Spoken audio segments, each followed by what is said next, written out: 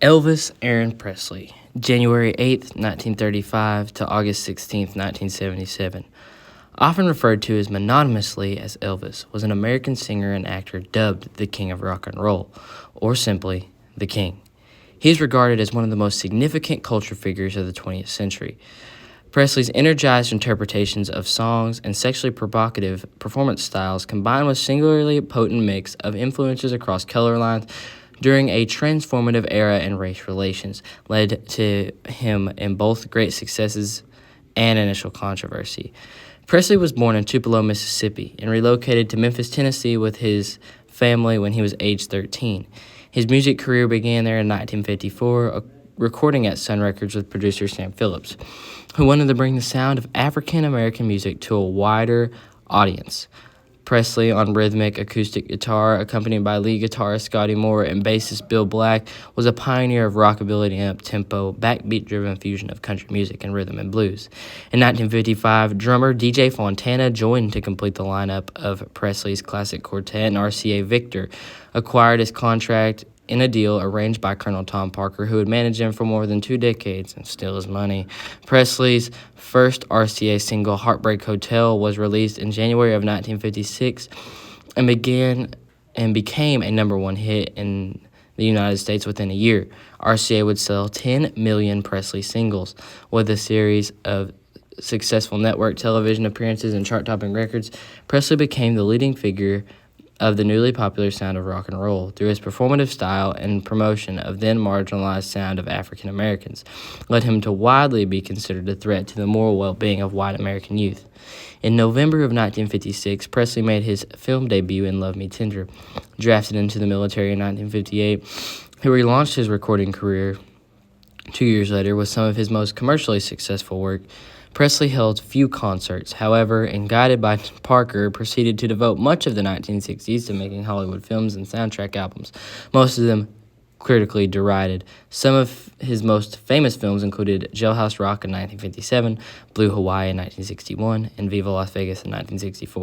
In 1968, following a 7-year break from live performances, he returned to the stage in the acclaimed television comeback special, Elvis, which led to an extended Las Vegas concert residency and a string of highly profitable tours in 1973. Presley gave the concert by a solo artist to be broadcast around the world, the first to be broadcasted around the world, Aloha from Hawaii. However, years of prescription drug abuse and unhealthy eating habits severely compromised his health. Presley died suddenly in 1977 at his Graceland estate at the age of 42. Having sold roughly 500 million copies worldwide, Presley is one of the best-selling music artists of all time. He was commercially successful in many genres, including pop, country, rhythm and blues, and adult contemporary and gospel. The singer's biggest hits include Hound Dog, Don't Be Cruel, Love Me Tender, All Shook Up, Jailhouse Rock, It's Now or Never, Are You Lonesome Tonight, Can't Help Falling in Love, In the Ghetto, Suspicious Minds, and a posthumous remix of A Little Less Conversation. He won 3 Grammy Awards, received the Grammy Lifetime Achievement Award at age 36, and has been inducted into multiple music Hall of Fames. He also holds several records, including most RIAA certified gold and platinum albums, the most albums charted on Billboard 200, the most #1s by a solo artist on the UK album charts, and the most #1 singles by any act on the UK singles chart in 2018. Presley was posthumously awarded the Presidential Medal of Freedom. We can see that Elvis was a very, very influential person, as I read today. Now, let's look at more of his more influential songs. So first I want to start off with If I Can Dream. Now, we talked about how Tom Parker would made him act in those movies, and Elvis wasn't perceived super well, but when If I Can Dream came along, he was dedicating that to Martin Luther King, Robert and John F. Kennedy, where he made this song dedicating it to them, helping them out. And now, it may have not been his most popular song on the charts, but it was easily his most influential, bringing his career back to life.